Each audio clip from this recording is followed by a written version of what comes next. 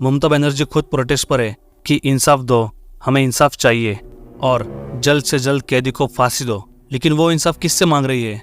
सारी अथॉरिटीज तो उनके पास है। और अब तो ये भी कहा जा रहा है कि आर्जिकल हॉस्पिटल में ह्यूमन ऑर्गन्स की तस्करी की जाती है। Pornography, drugs racket, sex racket, इतनी सारी चीजें अब बाहर आने लगी है। कई सालों से जो पुराने केसेस थे उनका जिक्र अब किया जा रहा है। पर मेरा एक सवाल है इनसे कि जब उस डॉक्टर के साथ रेप और मर्डर हुआ तभी ये सारी चीजें बाहर कैसे आने लगी? इसके पहले किसी ने एक बार भी जिक्र नहीं किया कि आर्जिकल हॉस्पिटल में ड्रग्स रैकेट, सेक्स रैकेट या फिर वही ह्यूमन ऑर्गन्स की तस्करी, ये सारी चीजें होती है। इसके पहले कभी किसी ने नहीं सुनी। ये सारी चीजें अभी क्यों बाहर आ रही है? क्या उस जूनियर डॉक्टर की केस को साइडलाइन करने के लिए सारा फोकस इन बाकी चीज़ों पर किया जा रहा है? दोस्तों, पिछले वीडियो में ही मैंने आपको बताया था कि कैसे जूनियर डॉक्टर के माता पिता को अपनी ही बेटी की बॉडी देखने के लिए 3 घंटे वेट करना पड़ा था। तो आज मैं आपको बताऊंगा कि टाइम टू टाइम क्या हुआ था उस वक्त, उस हॉस्पिटल में किसने लाश देखी, क्या हुआ, उस पर क्या क्या प्रोसीजर्स हुई, इस सब की आज बात करेंगे। और इसके बाद आपको भी पता चलेगा कि ग्राउंड रियलिटी क्या है और हम सबका सोचने का नज़रिया भी बदल जाएगा। तो सुबह 6 बजे एक आदमी सेमिनार हॉल में देखता है कि वो जूनियर डॉक्टर उस हालत में थी और वो कुछ लोगों को वहाँ से बुला कर लाता है। फिर कुछ सीनियर डॉक्टर्स, ऑफिसर्स, कर्मचारी वगैरह वहाँ पर आ जाते हैं। वो देखते ही उस लाश को पहचान जाते हैं कि ये लाश उस जूनियर डॉक्टर की है। 6 से 7 बजे तक यही सब होता है वहाँ पर।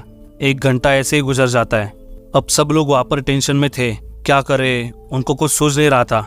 इसलिए फिर 7 बजे वहाँ के एक सीनियर ने उस हॉस्पिटल के प्रिंसिपल संदीप घोष को कॉल किया और घटनास्थल पर जो कुछ हुआ वो बताया।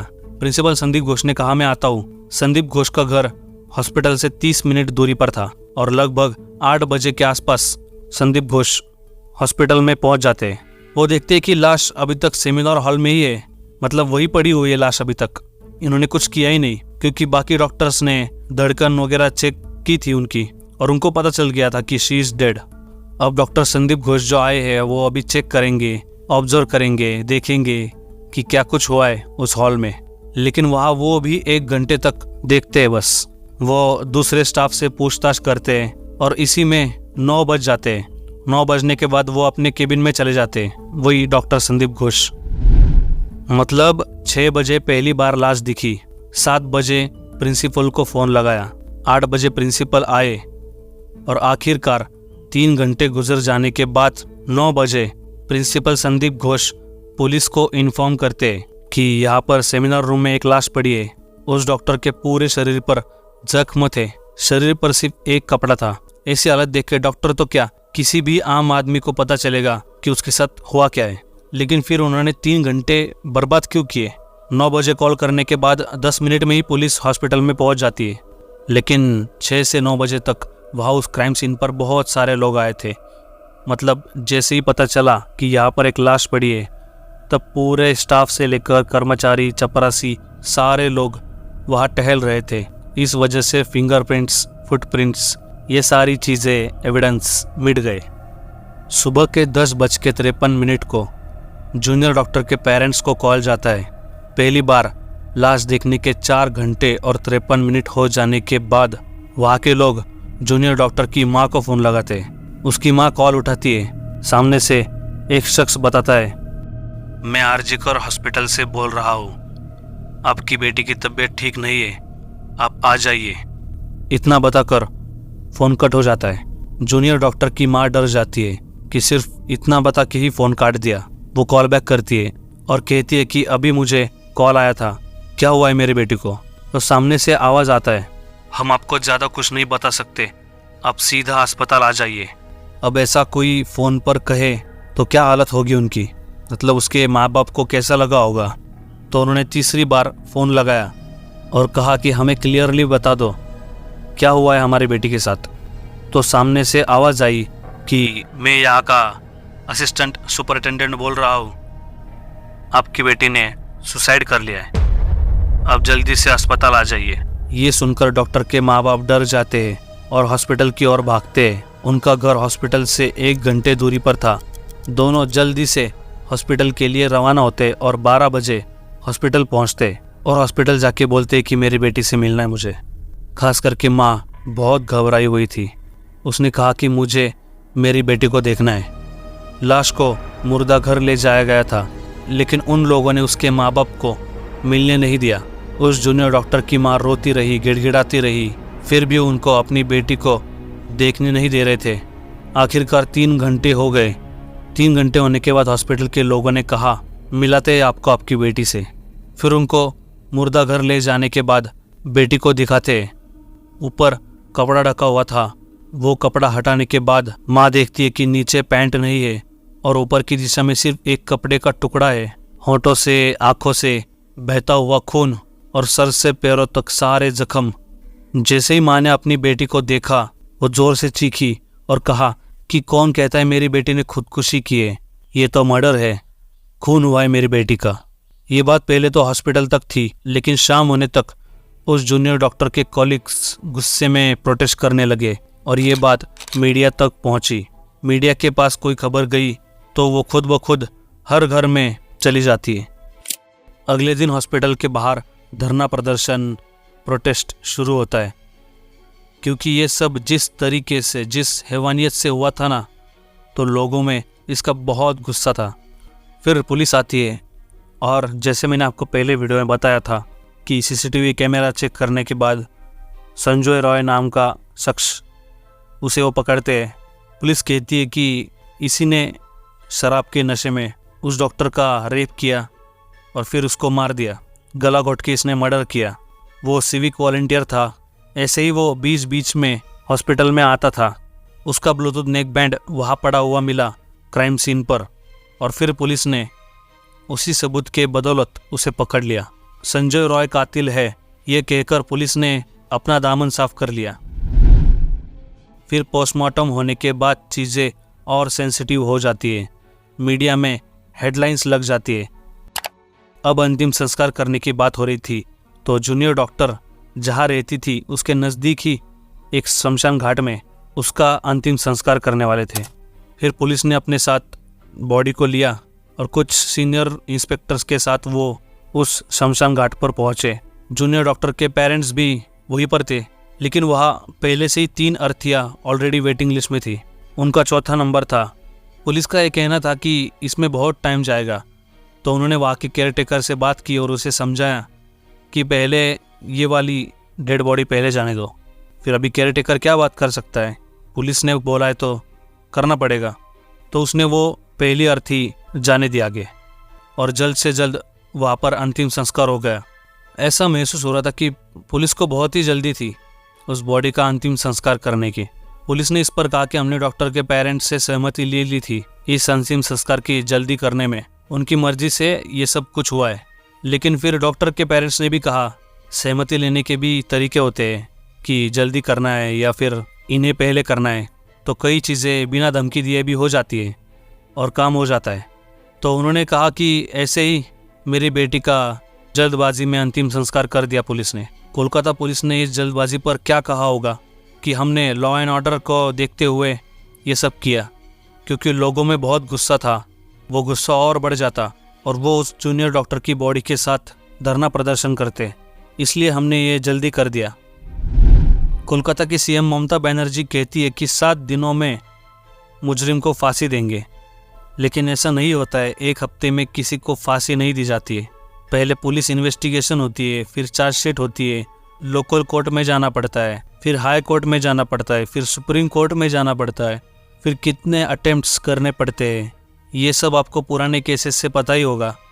तो ममता बनर्जी जी कैसे बोल रही है कि वो संडे तक फांसी देंगे। फिर कुछ लोग हाई कोर्ट पहुँचे और कुछ सवाल सामने रखे। पहला सवाल कि डेड बॉडी का पोस्टमार्टम उसी हॉस्पिटल में क्यों किया, क्योंकि होता है ना ऐसे अपोजिट हॉस्पिटल में पोस्टमार्टम होता है। मतलब ऐसे होता है कि अगर क्राइम सीन पर कुछ हुआ है तो उसी जगह पर ये पोस्टमार्टम नहीं होता, तो दूसरे हॉस्पिटल में क्यों नहीं किया, ये एक सवाल था। दूसरा सवाल कि 6 बजे लाश मिली तो 9 बजे पुलिस को क्यों फ़ोन किया, उतने बीच में 3 घंटे क्यों नहीं किया पुलिस को फ़ोन, क्योंकि लाश की हालत तो सबको पता थी। तो जल्दी पुलिस को क्यों नहीं इन्फॉर्म किया? 3 घंटे क्यों लगाए? तीसरा सवाल ये था कि 7 बजे प्रिंसिपल को खबर दी गई थी, बराबर? तो 7 से 9 तक इस 2 घंटे के बीच में उस हॉस्पिटल के प्रिंसिपल ने किस किस से फ़ोन पर बात की थी, उसके डिटेल्स। सवाल नंबर 4, पुलिस ने जब उस लाश को देखा तो उन्होंने अननेचुरल डेथ क्यों लिखा था रिपोर्ट में? क्योंकि किसी को भी पता चलेगा कि ये एक तो मर्डर हुआ है, अननेचुरल डेथ कैसे लिखा पुलिस ने? ये भी एक सवाल था। फिर कोर्ट ने ये केस सीबीआई को दे दी। अब सीबीआई की टीम कोलकाता आ गई थी, लेकिन हम पहले जान लेते हैं कि कोलकाता पुलिस ने क्या कुछ जांच की, क्या बाहर आया उनकी इन्वेस्टिगेशन के बाद। तो कोलकाता पुलिस पहली बार आर्जिकल मेडिकल हॉस्पिटल में गई और जांच शुरू की। फिर वो नेक बैंड ब्लूटूथ की मदद से संजय रॉय को उन्होंने पकड़ लिया। उसने ही जूनियर डॉक्टर का रेप और मर्डर किया है, ऐसा कोलकाता पुलिस का कहना था। और कोलकाता पुलिस के साइड से मुजरिम पकड़ा गया था, लेकिन एक डॉक्टर ने कहा कि उस जूनियर डॉक्टर के प्राइवेट पार्ट के अंदर से 151 मिलीग्राम वाइट लिक्विड पाया गया है, मतलब सीमन, और एक नॉर्मल इंडियन का एवरेज सीमन 5 मिलीग्राम होता है। अब ये सीमन की बात ने नई थियरी को जन्म दे दिया। पर कोलकाता पुलिस ने आरजीकर हॉस्पिटल में ही पोस्टमार्टम करने की परमिशन क्यों दी? ये भी बड़ा सवाल था। जहाँ क्राइम होता है उसके अपोजिट प्लेस पर ये सब चीज़ें की जाती है ना।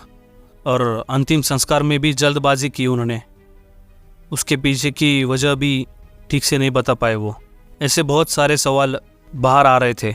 और तो और कोलकाता पुलिस ने उस हॉस्पिटल के प्रिंसिपल को भी पुलिस स्टेशन बुलाया था कि आप पूछताछ करने आओ। लेकिन कमाल की बात यह कि वो प्रिंसिपल पुलिस स्टेशन गए ही नहीं पूछताछ के लिए, और पुलिस ने भी उनको सामने से बोला नहीं कि आप क्यों नहीं आए।